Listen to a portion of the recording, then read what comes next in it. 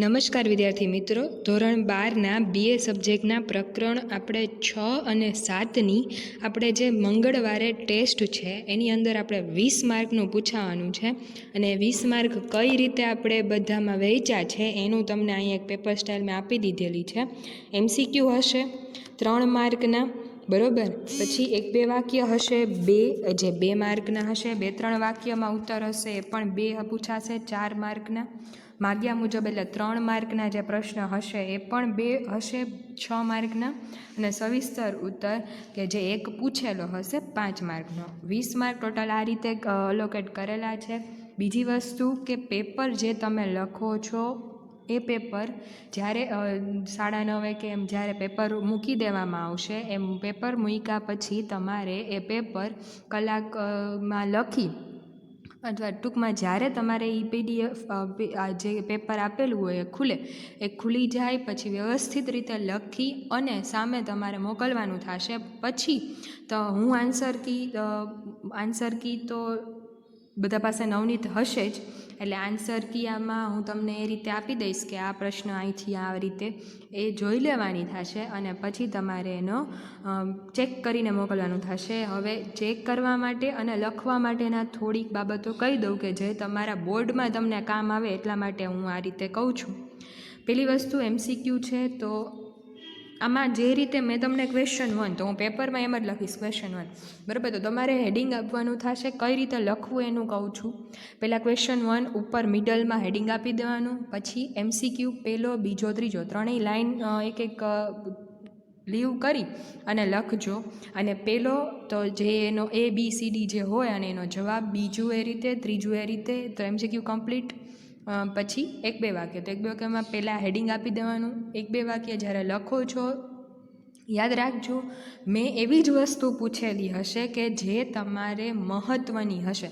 મહત્ત્વની in the sense હું કોઈ અહીંયા એવી રીતે વાત નથી કરતી કે ખાલી તમારે સ્વાધ્યાયના જ પ્રશ્ન હશે કે ખાલી તમારે નવનીતમાંથી અમુક સિલેક્ટેડ પ્રશ્ન જ હશે, એવું કોઈ પણ ક્રાઇટેરિયા તમને નથી આપતી. પણ નવનીતમાં જે બધી વસ્તુ આપેલી છે મેં તમને જ્યારે આ વસ્તુ થઈ ગઈ હતી ત્યારે રિવિઝનની સાથે સાથે કરાવ્યું છે ને અમુક એના જે વિધાન ને અમુક જેવા પોઈન્ટ હોય કે ત્યારે તમને કીધેલા જ છે.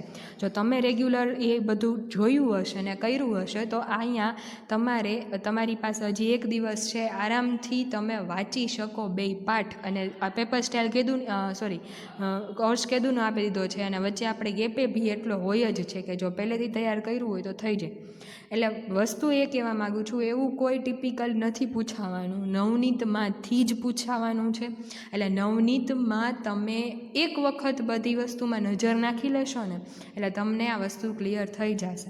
વધારે ભાર એમાં આપજો કે જે મહત્ત્વનું હોય, અને એ શું મહત્ત્વનું હશે એ મેં તમને વિડીયો સમજાવ્યા ટાઈમે કહી દીધેલું હશે. એટલે અત્યારે તમારે બધું ક્લિયર થાય વાંચીને એ રીતે તમારે અહીંયા તૈયારી કરવાની છે. એટલે કે આ પાઠ જે અત્યારે તૈયાર થઈ જાય તો પછી ભવિષ્યમાં નડે નહીં. એટલે બને ત્યાં સુધી વ્યવસ્થિત કરજો. પ્લસમાં 1-2 વાક્ય લખો છો તો એમાં જો જેવા પ્રશ્ન પૂછાય એ રીતેનો જવાબ વ્યવસ્થિત લખજો. 2 માર્કના પ્રશ્ન છે તો એની અંદર પણ એ જ રીતે કે જ્યારે તમે 2 માર્કનો પ્રશ્ન લખવા બેસો તો હવે કોઈ પોઈન્ટવાળો પ્રશ્ન છે તો એ પોઈન્ટમાં 4 પોઈન્ટ સુધી કે વધીને એક 5મો પોઈન્ટ તમે લખી દેવાનો એટલે વ્યવસ્થિત થઈ જાય. કોઈ પેરેગ્રાફ જેવો પ્રશ્ન છે તો એની પણ લેન્થ આપણને ખબર હોવી જોઈએ ને કદાચ ક્યાંય એવો પ્રશ્ન પૂછાય, જો અત્યારે આપણે એવું ન થતું હોય પણ બોર્ડમાં એવું થાય. અમારા વખતે જ બોર્ડમાં એવું થયું હતું કે પ્રશ્ન હોય 3 માર્કનો ને પૂછી લીધો હોય 5 માર્કમાં, તો પ્રશ્ન હોય 3 માર્કનો 2 માર્કનો ને પૂછી લીધો હોય 1 માર્કમાં, તો ત્યારે તમારે કેટલું ઘટાડવું શેમાં અને કેટલું વધારવું એ ખબર ત્યારે પડે જ્યારે એ વસ્તુ પ્રોપરલી સમજેલી હોય. કે તમને ક્યારેય એવું પૂછાણું, બરાબર, કોઈ બી પ્રશ્ન તમે લઈ લો તો ત્યારે તમારે ત્યાં કેટલું કન્ટેન્ટ આપવું એ તમારા મગજથી તમારે નક્કી કરવું પડે. ત્યારે તમારી પાસે કોઈ પૂછવાવાળું કે કોઈ કહેવાવાળું ના હોય. એટલે વસ્તુ એ છે કે જો તમને મોટો પ્રશ્ન હોય અને 1 માર્કમાં પૂછાઈ ગયો તો ત્યાં એવું ધ્યાન રાખવાનું કે એનું જે મેઇન પોઈન્ટ હોય ને એ એની અંદર આવી જાય. બરાબર. બીજી વસ્તુ કે જ્યારે તમને 3 માર્કનો પ્રશ્ન 5 માર્કમાં પૂછાઈ ગયો તો ત્યારે એ વસ્તુ કે 3નો છે, ચલો 5માં પૂછાઈ ગયો આપણે રાજા, 3નો જેટલું કન્ટેન્ટ છે એટલું લખીને આવતા રહી તો માર્ક 3 જ મળશે. 3 માર્કનો પ્રશ્ન 5માં પૂછાઈ ગયો તો 3 માર્કનો જે પ્રશ્ન જે છે એમાં જે પોઈન્ટ્સ છે બને કે એમાં વધુ ડીપમાં તમે સમજાવી શકો એટલું સમજાવવાનું. એટલે BA સબ્જેક્ટ એવો છે તમારી ભાષામાં તમે સમજાવી શકો, જે જ્યાં ટર્મિનોલોજી વપરાવવી જોઈએ એ વપરાવવી આવશ્યક છે, પરંતુ તમારી ભાષામાં તમે લખી શકો. SPમાં અને એમાં તમારે કાયદાની હોય તો એમાં તમે તમારી ભાષાનો ઉપયોગ ન કરી શકો. અને એમાં તમને 3 માર્કનો પ્રશ્ન 5માં પૂછાય ને તો એમાં તમારે 3માં જેટલું કન્ટેન્ટ હોય એટલું જ 5માં આપવાનું, એમાં ડીપમાં જઈને ન આપવાનું હોય. પણ જ્યારે BAમાં એવું નહીં થાય, BAમાં તમારે એ રીતે આગળ હાલવું પડશે. એટલે અને બીજી વસ્તુ, તફાવતમાં જોવા જાઓ તો તફાવત જ્યારે પૂછાતો હોય તો તફાવતમાં એ ધ્યાન રાખવાનું કે તફાવત જો મોટા મોટા પોઈન્ટ હોય તો માર્ક હોય એટલો પોઈન્ટ લખો ચાલે, 1 પોઈન્ટ વધારે લખી દેવાનો. પણ જ્યારે સાવ સિંગલ લીટીના પોઈન્ટ હોય તો તમે ત્યાં 3 માર્કમાં 3 પોઈન્ટ લખો એના કરતાં 3 માર્કમાં 6 પોઈન્ટ આપી દેવાના.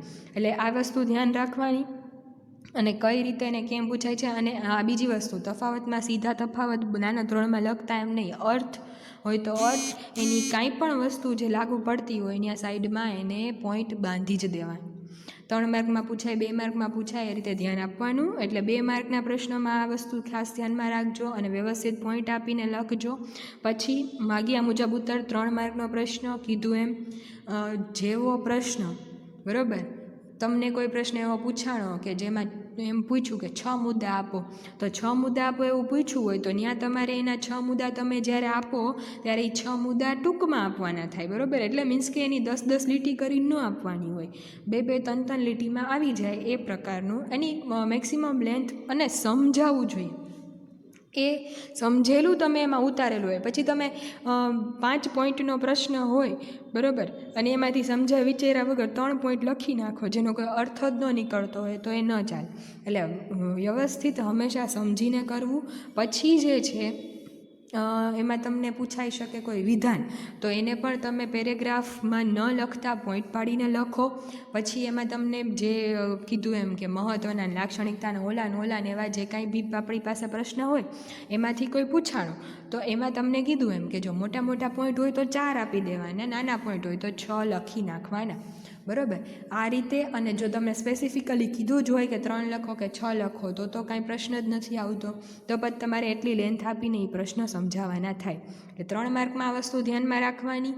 અને બને તો ધારો કે કોઈ પણ વસ્તુનો જો તમને લાક્ષણિકતા પૂછાણી તો કોઈ પણ વસ્તુ મીન્સ કે એની માટેની 1-2 લીટીની પ્રસ્તાવના ઉપર આપી દેવાની, બરાબર. આ 3 માર્કની વાત થઈ. અને હવે જ્યારે તમે 5 માર્કમાં જાઓ છો, 5 માર્કમાં ખૂબ જ ધ્યાન રાખવું કે 5 માર્કના પ્રશ્નમાં તમે જ્યારે જવાબ લખો છો શરૂઆતમાં એની પ્રસ્તાવના આપી દેવાની, એવું હોય તો એની વ્યાખ્યા. ધારો કે તમને એવું પૂછાણું કે આયોજન, અહીંયા એ પાઠ નથી એટલે એનું ઉદાહરણ દઉં છું કે આયોજન અને એની લાક્ષણિકતાઓ જણાવો, તો આયોજનનો પહેલાં અર્થ આપી દેવાનો, એની પ્રસ્તાવના આપવાની, એની 1 કે 2 વ્યાખ્યા આપવાની, પછી એની લાક્ષણિકતા ચાલુ કરવાની. અને હવે તમે લાક્ષણિકતા લખો છો જો ત્યારે તમે ટૂંકમાં આપો છો એટલે એની 10 તો લખી જ નાખવાની. એટલે 5 માર્કમાં તમને એટલું કન્ટેન્ટ. અને વધીને એના એ રીતે પોઈન્ટ લખવાના કે જે તમે ક્લિયરલી સમજાવી શકો. 5 માર્કમાં જો એવો પ્રશ્ન પૂછાણો કે જેમાં લિમિટેડ જ તમારી પાસે કન્ટેન્ટ છે તો એને વિસ્તાર 5ના 10 પોઈન્ટ તમે નહીં બનાવી શકો. એટલે ત્યારે પોઈન્ટ એ રીતે ડીપમાં સમજાવવા. બની શકે તો એમાં કોઈ ડાયાગ્રામ દોરી શકો તો ડાયાગ્રામ દોરવાનો, કોઈ એવું કાંઈ પણ તમે એમાં ક્રિએટિવ કરી શકો તો એવું કરવાનું. BA છે, ક્રિએટિવિટી તમારી વધારે કામ આવશે, બરાબર. અને બીજી વસ્તુ કે 5 માર્કમાં ને એમાં જ્યારે પૂછાતો હોય પ્રશ્ન, ધારો કે બીજી, એક વાત કહી દઉં કે હવે તમને આયોજનની પ્રક્રિયા પૂછાણી, બરાબર. હવે આયોજનની પ્રક્રિયા એવી છે કે એમાં તમે વચ્ચેથી એક કોઈ પોઈન્ટ કટ ન કરી શકો, પહેલેથી લઈને છેલ્લે સુધી તમારે લાઇનમાં જ જવું પડે. અને એમાં 10 હોય કે 12 હોય કે 15 હોય કે 7 પોઈન્ટ હોય,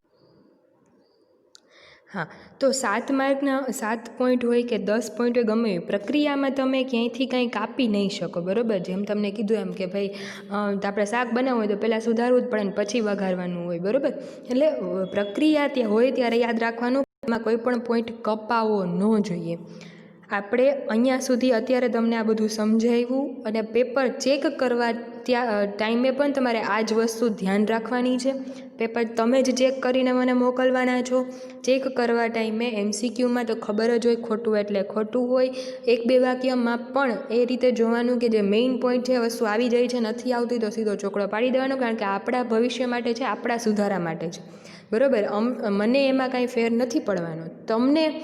તમે જો માર્ક એમાં કાપશો, તમારી પ્રામાણિકતામાં મહત્વ, કારણ કે જોઈને માણસ લખી શકશે, અને એવું લખેલું હશે તો એ ખબર પડવાની જ છે. બરાબર? એટલે ક્યારેય એવી કંઈ બી ઓલી નહીં રાખવાની.